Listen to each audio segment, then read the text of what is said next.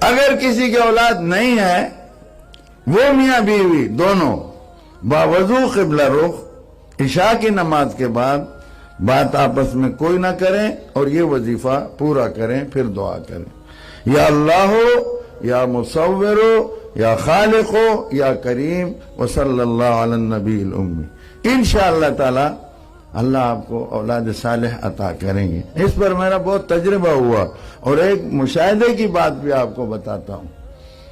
ایک نوجوان میرے پاس آیا، نوشہرے کا، پشاور کے پاس نوشہرہ ہے، یہ 2 سال پہلے کی بات، اور مٹھائی کا ٹوکرا لایا۔ میں اس کو نہیں جانتا تھا، نہ میرا مرید لگتا تھا نہ کوئی شاگرد لگتا تھا، جان پہچان نہیں تھی۔ تو میں نے اس سے پوچھا کہ آپ یہ مٹھائی کس خوشی میں لائے ہو؟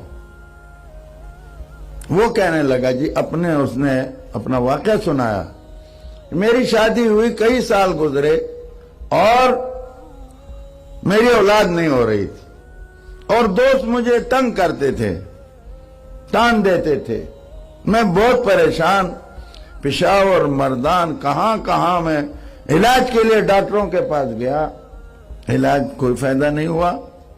آخر ایک بڑی لیڈی ڈاکٹر نے مجھے کہا، جو اس فن کی بہت ماہرہ ہے علاج کی، کہ مولوی صاحب کہ آپ جناب تکلیف نہ کرو، آپ کی اولاد نہیں ہوگی، اور اگر ہوئی تو معذور۔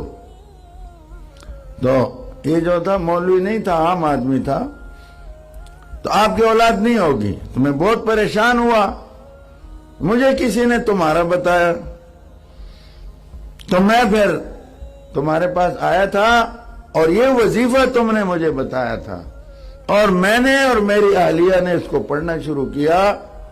کچھ عرصے میں آثار نظر آ گئے، اور اب میں آیا ہوں، اللہ نے مجھے خوبصورت بیٹا صحت مند دیا ہے، بالکل صحیح سلامت، کوئی معذوری نہیں، اور خوبصورت، یہ اس کا نام ہے۔ اب اس لیے آیا ہوں کہ آپ دعا کریں اللہ اسے حافظ اور عالم